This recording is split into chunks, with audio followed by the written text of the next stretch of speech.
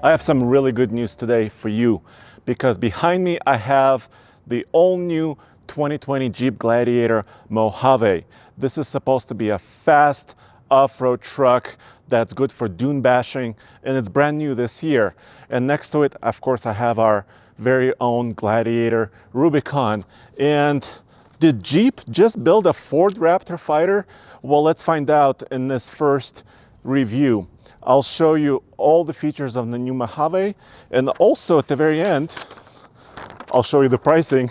This is the first time we get official pricing on the new Jeep Gladiator Mojave. So let's just start by walking around the truck, and then I'll show you how it compares to the Rubicon edition as well. Oh yeah, check it out guys. The best top in the biz just got a whole lot better. The Super Top Ultra features some of the most advanced tech. Let me show you. It only takes a few seconds to flip this Sunrider all the way back and get an incredible panoramic view. And here's the brilliant part. All you have to do is slide these windows out, and check this out. What more can I say? It can't be any easier than that. That entire process took minutes, but if you're like me and you love that fastback look, you know, kind of nice and sexy back here, the Trek Top Ultra is the one for you. Check it out. So first, let's look at the visual cues and the style on these two trucks. Let's start with the new Mojave. Obviously, it has a Mojave sticker right on the hood here instead of a Rubicon, but it's much more than just a sticker package. Let me explain throughout this video what it's all about. But visually, this truck has a brand new hood, and it has a hood scoop. Let me just pop it really quick and show you exactly what's going on. The engine hasn't changed, but up here it's kind of covered, so it's not a functional hood scoop. It's right now, it's more as a visual cue to let you know that this is a Mojave. But underneath here is still the 3.6 liter Pentastar V6, still 285 horsepower, still 260 pound-feet of torque. So if you were expecting a big Hemi under here to really fight against the Ford Raptor and other off-road trucks, it's not the case here, just for now. So let's close this up and let's quickly look at the badging. So Jeep is doing something new. They're introducing a whole new concept here with this truck. They call it desert rated. So what does it all mean? Well, according to Jeep, it's for fast speed off-roading.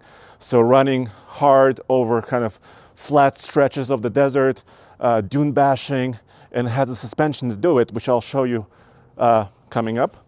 But let's look at the Rubicon and how it compares. Of course, different hood. This is a Rubicon with a few options. They call this the power hood also. And this, you know this guys, trail rated, 4-wheel drive. And in the two trucks, the powertrains are the same. Still 8-speed automatic transmission in both trucks, still the same V6 in both trucks. No diesels are yet available in both of these trucks. So still same wheelbase, still orientation. It's a crew cab with a 5-foot bed. On this Mojave, there's an additional accessory, which is this really nice Mopar rock slider step. It's like $1,000 extra, but it gives you a little bit more space to kind of put your boot on here. But there is something going on in the back. There is no rock slider here on the back portion of the bed, and if you notice on the Rubicon there is. So if you want to compare this protection for off-roading, of course it has mud on it, and this is what the side step rock slider looks like on the Gladiator. But let's go to the front, talk about suspension. By the way, Jeep also updated the frame, they said, on the Mojave. They thickened it, but visually I cannot tell a difference right now, so I'm not quite sure exactly what's going on. If you're wondering about tires, they're identical. Rubicon has this 33-inch tall Falcon Wild Peak AT3 all-terrain tire. Same thing right here. The wheel designs are a little different. This Mojave has this kind of polished metal look, which is a little bit different from what's on the Rubicon. It's just a little style thing. There's also no red Jeep. Actually, there's a little tiny white Jeep. Can you see that? Of course, you've seen this before, a big old Jeep right there. But let's look underneath. On the Mojave, the shock system is really beefed up. So if you see on this side first, it's a 2.5-inch diameter Fox shock internal bypass, but it has a remote reservoir for extra fluid, basically. And look how long this extra reservoir hose is. It goes all the way in the front. Here's the reservoir. When I was talking to the Fox shock engineers at the Chicago Auto Show, they said you need the additional fluid for running fast in the desert, because when the shock is going up and down many times a second or a minute, the fluid heats up. So this is done this way. But this is a unique feature right here. It's a jounce bumper. Basically, if you're coming off some sort of a whoop and the suspension is bottoming out, this will catch on the bottom portion of this that's mounted to the axle. And this is industry first. Ford Raptor doesn't have a jounce bumper. No other truck has one from the factory. So this is really interesting, really cool. Now here how it compares to the Rubicon. Still a Fox shock, but this is a little bit smaller body, about 2-inch diameter, and there are no remote reservoirs. Although this little front skid plate is still here. But no jounce bumpers, no fluid jounce bumpers, but there's kind of a bump stop right here. So what the fluid jounce bumper gives you is just a little bit more cushion. It's a little bit more progressive rather than just hitting and bottoming out right away. So Jeep actually raised the front of the Mojave in the front by about 1 inch, according to Jeep. And it has, according to them, 11.6 inches of ground clearance up here in the center, and a breakover angle of about 20.9, which is very similar to what's on the Rubicon. And in the back, once again, really beefy shocks. These are 2.5-inch body Fox. Once again, internal bypass with a piggyback reservoir. So once again, an additional reservoir for fluid. Let's take a look at the Rubicon. Still a Fox shock, but no piggyback reservoir here. So what they're doing with the Mojave is actually beefing up the suspension in a big way. And coming up on the TFL truck channel, we'll take both of these trucks off-road and show you exactly how they work. There's one more thing you're getting on the Mojave when you compare it to the Rubicon, and that's orange accents. So the tow hooks in the back and in the front are orange, and that's just a little touch. But let's go on the inside. I'll show you what's going on there.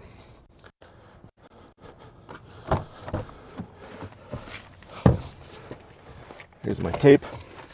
The manual still comes in this pouch. That's also what Rubicon offers you.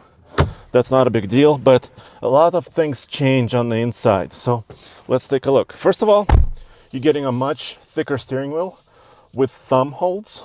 Actually, on this one, there's no center mark like a Raptor would have it, but the steering wheel is much fatter, and I think it's basically meant for higher speed, especially off-road. But there's something you don't get on the Mojave. Here's what you don't get on the Mojave Gladiator. You only get rear locker, so front locker is gone.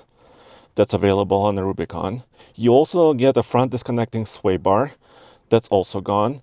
And you also don't get the 4-to-1 low range transfer case. You still have 4-low, it's right here, but it's now 2.72 to 1.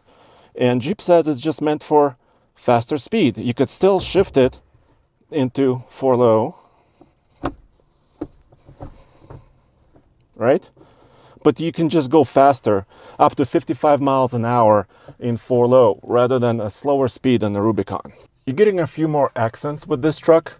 You're getting orange anodized look vents, stitching on the seats, and the Mojave label on the front seats. So it looks a little bit more special, and it all matches this pumpkin orange exterior color, I think, in a really good way. Obviously, this is still a hard removable roof on this particular truck. And if you see up here, it has an optional driver assistance package. So you've got, part of the radar system to help you, but you can get that on the Rubicon as well. Once again, on the Mojave, you got the orange tow hooks in the front. And this has a little bit more options. So you do have LED lights, which are also available on the Rubicon. You do have a front camera with a little washer that we've showed you before. You could also get that on the Rubicon. And neither of these trucks have steel bumpers. These are kind of plastic covers, and you can get a steel bumper on both of these trucks. But here it's a little bit more simple. No LED lights, no front camera. But let's jump on the inside. I'll just show you some of the differences. Of course, the Rubicon is meant for more slow speed rock crawling. That's why it has that 4-to-1 transfer case, front and rear lockers, maybe a little bit better articulation with that disconnecting front sway bar. But in here, red stitching, Rubicon is in red. So that's how they're differentiating. Mojave is all orange as far as accents, and the Rubicon is all red. But other than that, you know, the steering wheel is different in the Rubicon, but everything else is basically the same, including the roof and how you fit in the seat. Although, you know, in the Mojave, they say they put bigger bolsters in the seat. We'll have to test that while moving fast, and that's coming to TFL Truck channel soon. You know how the Ford Raptor can actually tow way less than a regular F-150? Well, it's a similar story right here with the Gladiator Mojave. It still comes with this 2-inch receiver, still of course has a 7-pin trailer wiring connector and a 4-pin, but the maximum towing rating on this truck is 6,000 pounds. Whereas on the Rubicon right here, it's a little bit more, 7,000 pounds. So you're giving up a little bit of towing capability, but you're getting that softer suspension. And they changed something else too. Check it out. Gross vehicle rating is a little bit lower on the Mojave, 6,140 pounds GVW. And the payload on this one is 1,012 pounds. Let's check the gross vehicle weight on the Rubicon really quick. Right here, 6,250, so about 110 pounds more. And this is basically standard for all Gladiators. And 1,245 pounds of max payload. So if you care about carrying extra equipment, the Rubicon is actually a little bit better. And of course, you can also get the Gladiator Sport with that maximum towing and payload. LED lights on the Mojave, also available on the Rubicon, and blind spot monitoring right here, also available on the Rubicon. The tailgate is basically the same. It's dampened, and you could leave it in this half position. So if you want to carry some pieces of plywood, you can do that over here. And this one is bed lined.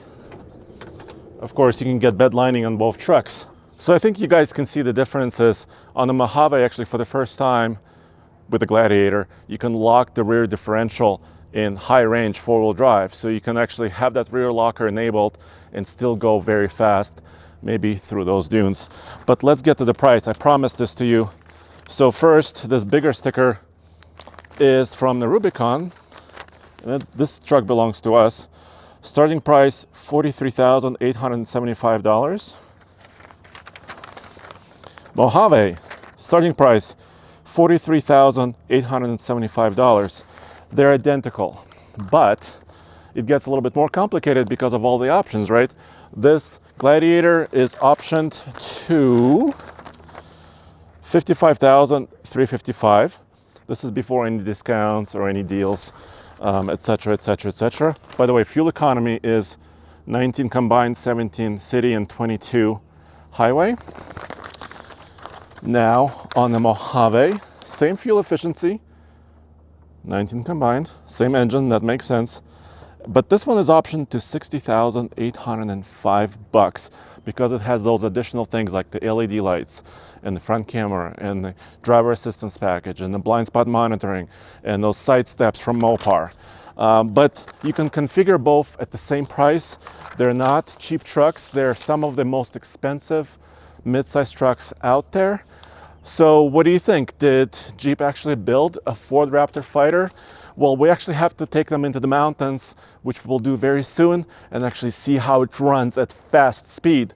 So go back for that at TFL Truck YouTube channel, and of course TFLtruck.com for your latest news, views, and real-world truck reviews.